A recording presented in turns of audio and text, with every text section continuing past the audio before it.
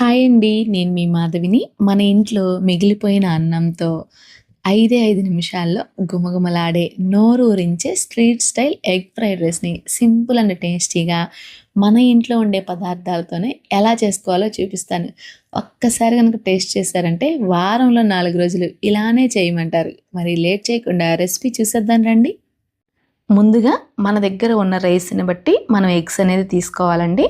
నా దగ్గర 200 grams rice ఉంది. నేను ఇక్కడ 4 ఎగ్స్ అయితే తీసుకున్నాను. వీటిని బాగా బీట్ చేసుకొని పక్కన పెట్టుకోవాలి. ఇప్పుడు స్టవ్ మీద కళాయి పెట్టుకొని 2 టేబుల్ స్పూన్ల ఆయిల్ వేసి, ఆయిల్ బాగా హీట్ అయిన తర్వాత మనం కలిపి పెట్టుకున్న ఈ ఎగ్ మిశ్రమాన్ని వేసి, చూస్తున్నారు కదండి, మనం వేసేటప్పుడే ఎగ్ అనేది చక్కగా పొంగుతుంది కదా. ఇలా పొంగొచ్చిన తర్వాత టర్న్ చేసేసుకోవాలి. మనం ఈ ఎగ్ అనేది ఎక్కువగా ఫ్రై చేయకూడదండి. ఫ్రై చేసామనుకోండి మనం తినేటప్పుడు కసకసా అని సాగుతున్నట్లు ఉంటుందన్నమాట. అంటే నోటికి ఒక రబ్బర్ లాగా ఉంటుంది. అందుకు కాబట్టి జస్ట్ అలా ఫ్రై అయితే సరిపోతుందన్నమాట. ఇప్పుడు ఇందులో 2 టేబుల్ స్పూన్ల క్యారెట్ తరుగు, 2 టేబుల్ స్పూన్ల బీన్స్ తరుగు, 2 టేబుల్ స్పూన్ల పచ్చిమిర్చి తరుగు, 4 టేబుల్ స్పూన్ల క్యాబేజీ తరుగు, 2 రెమ్మల కరివేపాకు వేసి స్టవ్ని ఖచ్చితంగా హై ఫ్లేమ్లో పెట్టుకొని స్పీడ్గా ఇలా కలుపుకుంటూ ఒక 2 నిమిషాల పాటు ఫ్రై చేసుకోవాలి. జస్ట్ 2 నిమిషాలకే మనం వేసిన వెజిటబుల్స్ అనేది మెత్తబడిపోయి పచ్చి వాసన పోతాయండి.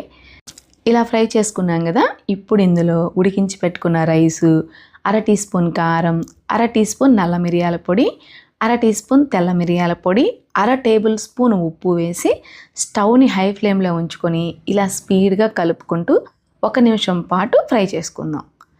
మనం ఇలా ఫ్రై చేయడం వలన ఆ కారము, మిరియాల పొడి అవన్నీ చక్కగా రైస్కి పట్టుకొని తినేటప్పుడు మంచి రుచిగా ఉంటుంది. 1 నిమిషం పాటు ఇలా వేపుకున్నాం కదా.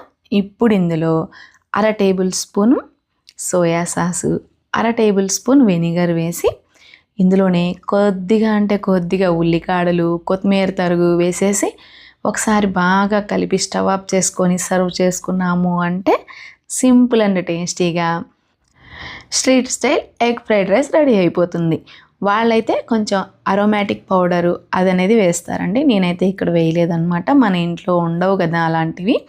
కాబట్టి నేను మన ఇంట్లో ఉండే పదార్థాలతోనే సింపుల్ అండ్ టేస్టీగా మంచి ఫ్లేవర్ వచ్చేలాగైతే చేశానండి. మరి మీరు కూడా ఒకసారి ట్రై చేసి అది ఎలా వచ్చిందో కామెంట్ సెక్షన్లో చెప్పండి. ఈ వీడియో నచ్చితే లైక్ చేసి షేర్ చేసి మన ఛానల్ని సబ్స్క్రైబ్ చేసుకోండి. మళ్ళీ మరో మంచి వీడియోతో మళ్ళీ కలుద్దాం. Thank you. Bye bye.